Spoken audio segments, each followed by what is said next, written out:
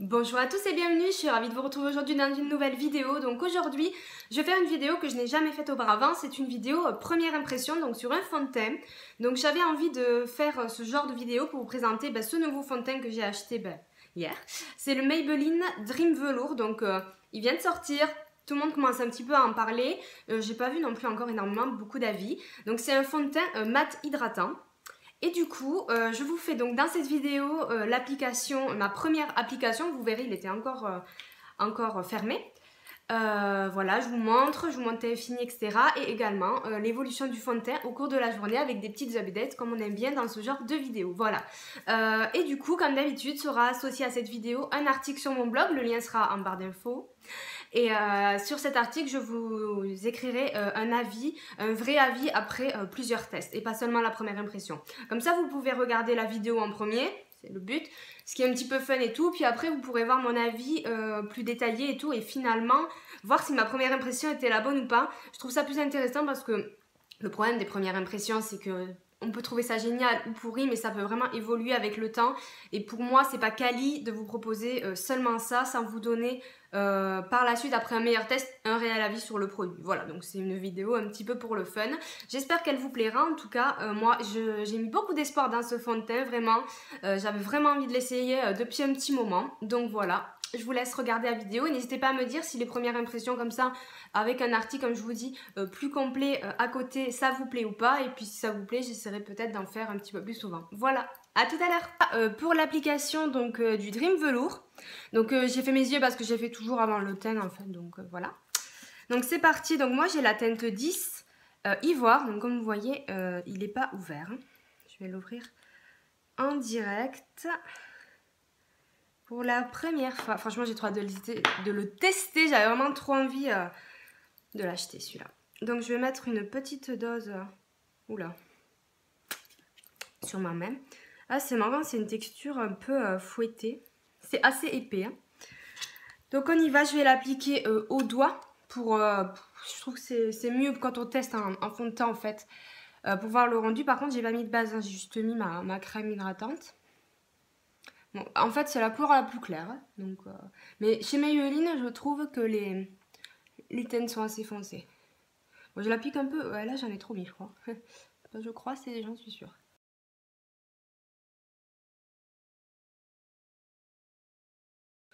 Comme vous le voyez, je n'ai aucune technique pour l'application au doigt. Ouais. J'espère que ça va pas faire trop poudré, genre cakey. En tout cas, ouais, ça va. Il est épais, mais il s'applique bien et assez uniformément, les petits cheveux. Je vais faire l'autre côté. Et en fait, je fais toujours le front et le nez en dernier. Je fais un côté après l'autre. Enfin, normalement, il faut mettre la matière au centre et les tirer. Mais moi, je fais pas comme ça, je sais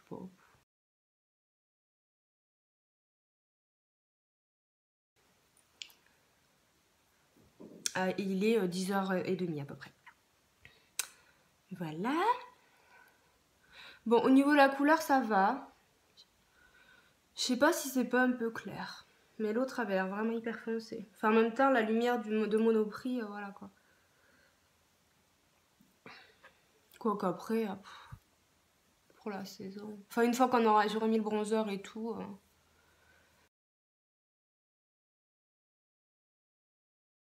Je trouve qu'il unifie bien.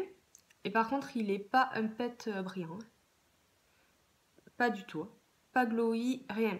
Non. Enfin, moi, j'aime bien quand c'est mat, donc comme ça. Oula, j'ai l'air un peu pâle, hein. Ouais, je sais pas s'il est pas trop clair, quand même.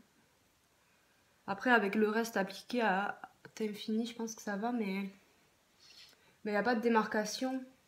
Mais bon. Voilà, quoi. Hop. Je vais passer juste un petit coup de Beauty Blender pour bien tout fondre. Et voilà, donc ouais, je suis un peu fantomatique, un petit peu, ouais, ça fait un peu peur. Je suis un peu dégoûtée pour la couleur. En fait, c'est la première fois chez Maybelline qu'ils sortent une teinte ivoire, une teinte 10 en France. D'habitude, ils commencent, je crois que c'est à la 20 et c'est beige, doré ou je sais pas quoi. Et c'est toujours un chouïa trop foncé pour moi en fait, quels que soient les fonds de teint. Mais là, pour le coup, voilà. Bon. Sinon, la couvrance, ça va. Je vois encore mes rougeurs, vite fait. Mais bon, j'ai pas de correcteur, hein, donc voilà. Il unifie bien. Est-ce qu'il se voit? Non, il n'y a pas vraiment d'effet matière, hein, en fait. Non, mais pour autant, il est mat. Après, j'ai peur que ce soit quelque chose à pas poudrer. Et moi, je poudre systématiquement. Et du coup, j'ai peur que ça fasse beaucoup trop après. Mais moi, je me repoudre beaucoup dans la journée en plus. Donc, je suis pas obsédée par la poudre. C'est pas mal. Je vais finir le thème et je vous donne mon ressenti juste après. Voilà ce que ça donne, le teint fini. Donc c'est un peu mieux, je me suis un peu ressuscitée. Donc j'ai utilisé l'anti-cerne Naked Skin d'Urban Decay qui est aussi très clair et qui pour le coup se matche bien avec le fond de teint. J'ai poudré avec une poudre Kiko colorée, du coup j'avais pris aussi une transparente mais j'ai préféré du coup utiliser la colorée. J'ai mis mon bronzer Harmony de chez MAC comme d'habitude. Et pour le blush, j'ai mis le Warm Soul de chez MAC qui est vraiment très naturel mais qui réchauffe bien et tout, du coup avec le bronzer c'est plutôt pas mal. Pardon. Et j'ai mis l'highlighter Goddess of Love de la marque I Has Makeup pour un peu de lumière. Voilà, j'ai pas mis de rouge à lèvres parce que quand je vais mettre un rouge à lèvres très foncé, je veux pas que vous focalisiez dessus en fait. C'est pas le but. Donc au niveau du fond de teint, le rendu final est très joli, c'est mat. Franchement, il n'y aurait pas besoin de poudrer. Moi, je poudre tout le temps, surtout là pour apporter de la couleur. Mais franchement, voilà. Et une fois que le teint est fini, au niveau couvrance, c'est très bien. On voit peut-être un tout petit peu mes rougeurs. Mais bon, c'est pas très grave. Non, après ça va. Et au niveau de la couleur, une fois qu'on a mis le bronzer et tout, ce que je fais tous les jours en général, et le blush, ça c'est sur tous les jours, c'est bien. C'est bien, ça va. Ça fait pas trop, c'est bien. Il n'y a pas de démarcation avec mon cou, vraiment. Donc ça va. Finalement, la couleur, ça va. Il est peut-être un peu clair tout seul et du coup, ça tendance à faire cadavre. Après, franchement, le fond de teint tout seul... autant pas mettre de fond de teint si on met pas au moins du blush, franchement, parce que sinon ça fait vraiment teint trop plat, c'est mon avis après. Hein. Donc franchement il est pas mal. Donc voilà, on va voir combien de temps il va tenir, etc. Je pense que je vais vous faire 2 updates, peut-être 3, selon la journée. Je vais essayer de pas le repoudrer. Si je le repoudre, du coup je vous le dirai dans l'update. Enfin si vraiment c'est beaucoup trop... voilà quoi, hein. Parce que moi comme je vous dis je suis maniaque de la poudre, du coup c'est un peu difficile pour moi, mais bon. Donc j'ai choisi un jour où je vais sortir exprès, parce que pour moi faire une première impression quand on reste à la maison, bof quoi, parce que c'est pas des vraies conditions, et puis à la maison t'as moins de risques que ton truc qui bouge quoi. Ça me paraît logique. Du coup je vais sortir cet après-midi, donc voilà, on verra les conditions. Par contre oui j'ai remarqué un truc, je pense, que pour les peaux qui ont la peau très sèche, les personnes qui ont la peau très sèche, il va marquer les zones de sécheresse. J'en suis quasiment sûre, parce que moi j'ai pas la peau sèche, mais je vois par exemple là, c'est un petit peu sec, et du coup ça le marque, c'est très léger, moi ça me gêne pas. Mais je pense que si vous avez des plaques de sécheresse ou des zones de sécheresse, le fait qu'ils soient un effet mat comme ça, vraiment très mat, ça va les marquer. Par contre si vous avez la peau grasse, je pense que vous allez kiffer. Voilà, on se retrouve tout à l'heure pour l'update. Je voulais juste vous montrer le rendu avec un rouge à lèvres parce que c'est jamais pareil. Donc voilà, comme je vous dis, il est foncé, du coup je voulais pas que ça attire trop votre attention dessus en fait, pour regarder le fond de teint. Donc lui c'est le Ariana Grande de chez MAC, voilà, donc c'est un violet très foncé.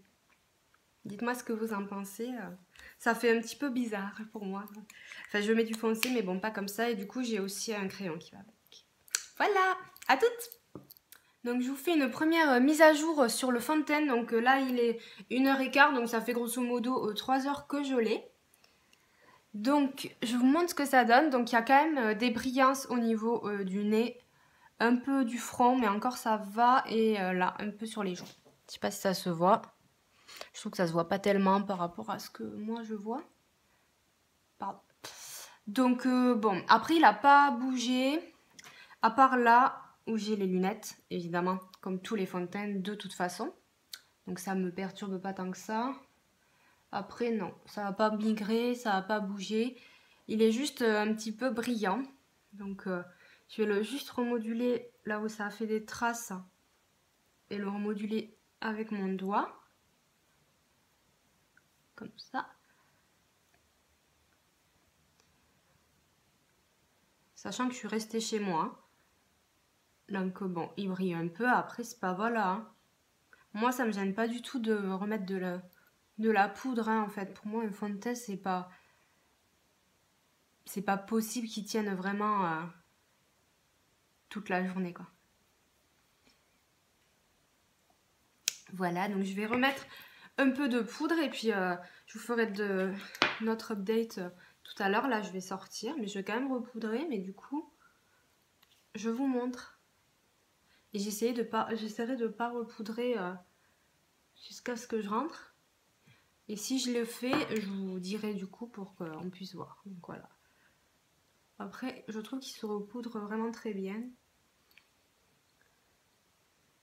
Ça altère pas non plus le produit. Voilà, donc vous voyez quand même que c'est un petit peu mieux. Donc on se retrouve tout à l'heure pour une nouvelle mise à jour. Donc me revoilà dans la dernière partie de cette vidéo pour le test. Donc je suis dans ma salle de bain parce qu'il est 18 h passé et il n'y a plus de lumière.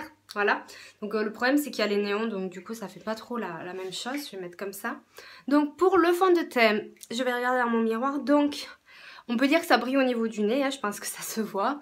Après bon, je me suis repoudrée une fois vite fait dans l'après-midi.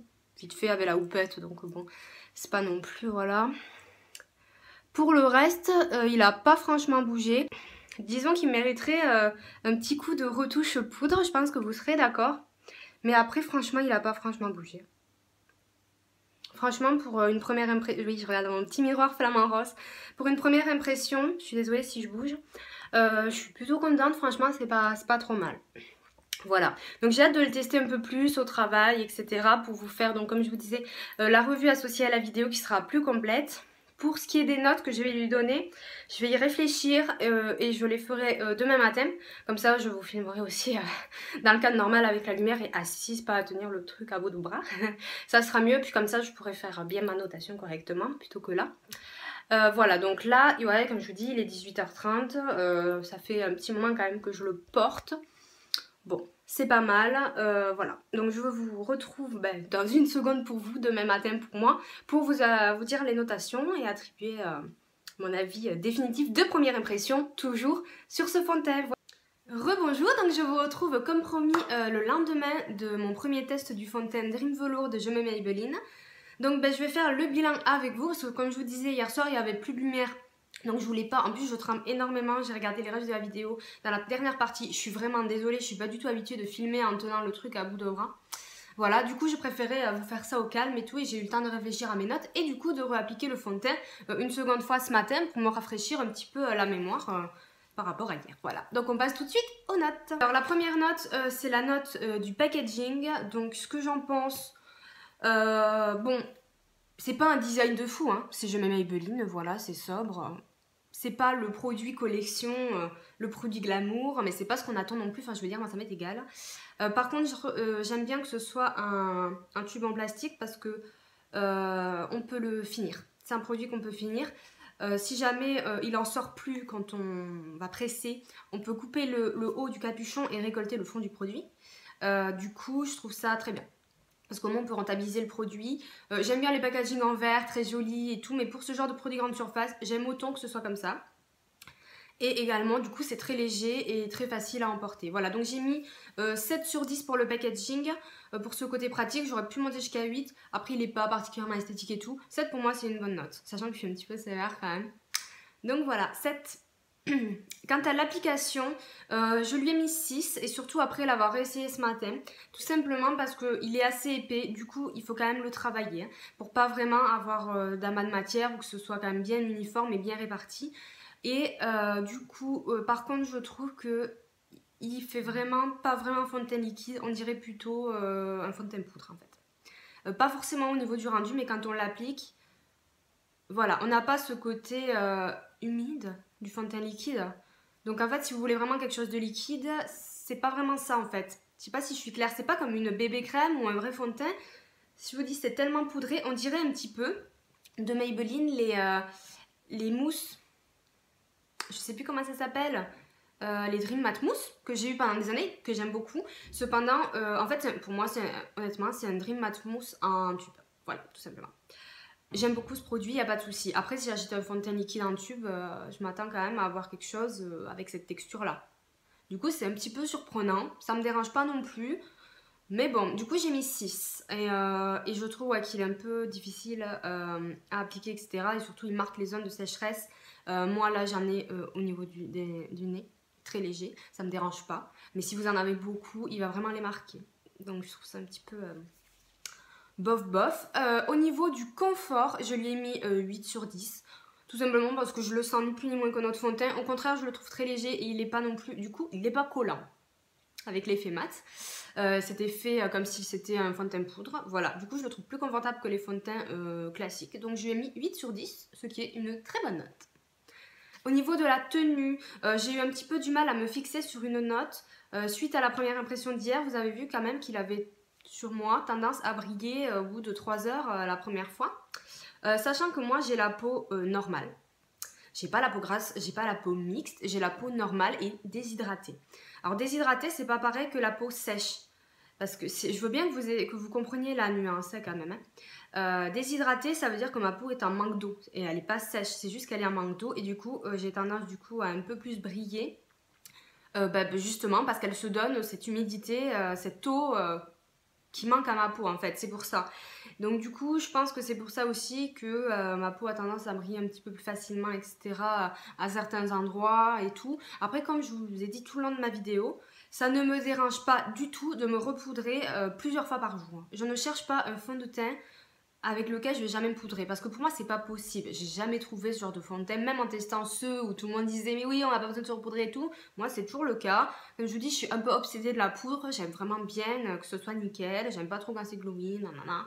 Donc ça me dérange pas vraiment. Et au niveau de la tenue, attendez, je vais mes lunettes, je l'ai mis 7,5 du coup parce que si je me mets à la place des autres en pensant qu'au bout de 3, 4 heures il a commencé un petit peu à briller, peut-être que vous attendez à mieux, on va dire. Après, ça vous une grande surface, faut pas oublier. Donc du coup, je mets 7,5. Après, moi, ça me convient. Et dans le sens où, au niveau tenue, il n'a pas du tout migré. Il n'a pas, à part les lunettes machin, mais il n'a pas bougé, en fait. Et ça, pour moi, c'est très important. Parce que le fond de teint qui bouge, honnêtement, c'est pénible. Parce qu'on n'a pas forcément le temps de se, voilà, toucher la face ou de se regarder. Moi, quand je travaille, des fois, je fais pas de pause. Ou alors, je fais des pauses café, cigarette, mais pas des pauses maquillage, quoi. Non. Du coup, je sais qu'au moins, il va pas bouger, il va pas en manquer à des endroits, il s'oxyde pas, etc. Donc 7,5, c'est une bonne note. Voilà. Au niveau de sa promesse, donc fond de teint mat hydratant, une peau parfaitement lisse et finie mat tout en finesse. Je suis tout à fait d'accord. Il est très très fin, on en met très très peu, une très très petite couche. Je pense qu'on peut en mettre un petit peu plus, mais je pense que du coup ça fera un petit peu pâté si on met 2 couches ou quoi. Donc oui, très très fin et fini mat, velours, dès qu'on l'applique, il n'y a pas de problème. Peau hydratée pendant 12 heures. Personnellement, l'hydratation, pour moi, c'est les crèmes hydratantes et pas les fonds de teint. Donc, ça m'est égal. Texture veloutée inédite qui laisse la peau souple et douce comme du velours. Pour moi, c'est ça. Vraiment, lâcher la peau douce, il n'y a pas de souci. C'est vrai que cet effet velours est présent. Donc, je trouve ça très bien. Convient aux peaux sensibles. J'ai pas fait de réaction pour l'instant. Deuxième jour que je le teste. Donc en général les réactions ça met 3-4 jours à arriver. Si jamais je vous mettrai un message en gros ici. Parce que j'ai la peau très sensible, je vous le dis souvent. Et du coup si je fais une réaction, voilà, c'est que les produits sont pas top. Mais j'ai jamais fait de réaction à Maybelline au fond de teint. Donc normalement tout va bien. Pour la promesse, donc je lui mets la note de 7 sur 10. Peut-être même j'aurais pu mettre 8. Donc voilà. Et enfin pour le rapport qualité-prix, j'ai mis 8 sur 10. Je l'ai payé 15 € chez Monoprix. C'est pas excessif. Vous pouvez le trouver, je pense, à 13 €, peut-être 10 €, peut-être même moins. Je sais pas. En grande surface et voilà. Moi, j'y vais pas en grande surface parce que j'y vais pas. Parce que j'ai pas de voiture et parce que j'ai pas le temps. Monoprix, c'est au centre-ville. Pour moi, c'est plus pratique. Donc je préfère payer plus cher et que ce soit plus pratique. Bref, je m'en fous. Je m'en fous un peu en fait du prix. Mais pour moi, voilà, le fond de teint à 15 € est quand même bien. Il est bien. C'est pas le meilleur que j'ai pu tester. Franchement, c'est pas mon préféré de chez Maybelline. Pas du tout. Je sais pas lequel est mon préféré. J'ai beaucoup aimé le Better Skin et Wonder Nude, Wonder Dream. Celui en flacon. Celui-là, je l'adore, je l'ai encore. Mais en tout cas, c'est vraiment un produit que j'ai trouvé sympa. J'ai bien envie de tester le Bourjois Air Matte, qui est son concurrent direct. Mais j'hésite parce que les Bourjois ont chez Bourjois, ils ont que des teintes jaunes et j'ai la peau rosée. Voilà. Et j'avais déjà eu le problème avec le Easy Mix, il était beaucoup trop jaune. Du coup, je suis pas certaine de craquer, je sais pas, je vais réfléchir un petit peu. En tout cas, voilà, ça donne une note totale de 7,25 sur 10, ce qui est quand même pas mal, sachant que j'essaie quand même d'être sévère et de pas penser qu'à moi quand je donne mes notations.